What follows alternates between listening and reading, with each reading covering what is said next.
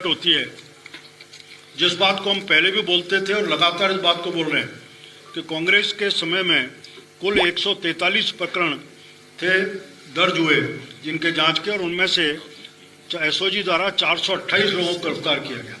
कुल 19 परीक्षाएं उस समय हुई थी, 19 के 19 परीक्षाएं रद्द हुई, उनके पेपर लीक हुए। ऐसा देश में कहीं ऐसा नहीं था जिसका रिकॉर्ड बनाने का काम कांग्रेस पार्टी के द्वारा किया गया। भारतीय जनता पार्टी सरकार बनने के बाद उन सब के ऊपर कार्रवाई हुई, 428 लोग गिरफ्तार हुए। अब तक बीजेपी सरकार के समय 326 परीक्षाएं हमने कराई है, और 300 के 326 परीक्षाएं बिना किसी लीक के, बिना किसी के उसके हमने सफलतापूर्वक बहुत पारदर्शी तरीके से कराने का काम किया है। अभी तक SI भर्ती का भी इसी तरह के मामले हुए, उसमें भी 138 लोग गिरफ्तार हुए।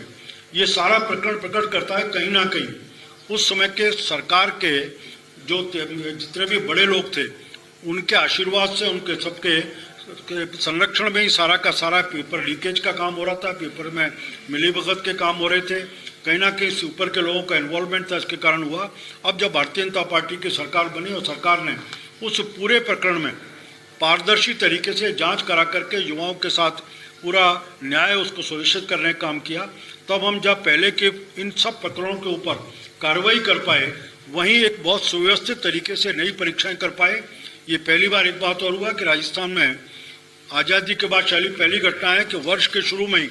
राजस्थान की सरकार अपना वर्ष भर का कैलेंडर जारी करती है, जिसमें कब एडवर्टाइजमेंट निकलेगा, कब परीक्षा होगी, कब रिजल्ट आएगा, कब ज्वाइन कर सकता है। और इस बार का भी जनवरी में ही राजस्थान के मुख्यमंत्री ने अपना कैलेंडर जारी किया, जिसमें इन सब चीज़ों को पूरी तरह से प्रकाशित करके युवाओं के सामने अपनी किस परीक्षा को देना है, उसकी क्या तैयारी करनी है, अपने सामने रखने का काम किया। मेरा स्पष्ट रूप से कहना है,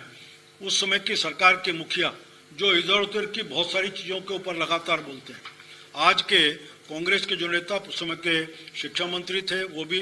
इन सब के ऊपर अपना एक बार उनको स्पष्टीकरण देना चाहिए कि ऐसा क्या कारण था कि उस समय की सारी परीक्षाएं लीक हो रही थी।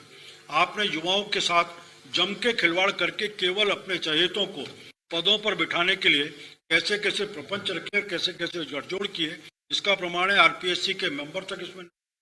बाकी बड़े बड़े इन्वॉल्व हैं। स्पष्ट रूप से प्रकट करता है कि पिछली सरकार के प्रमुख लोग इस पूरे मामले में लिप्त हैं।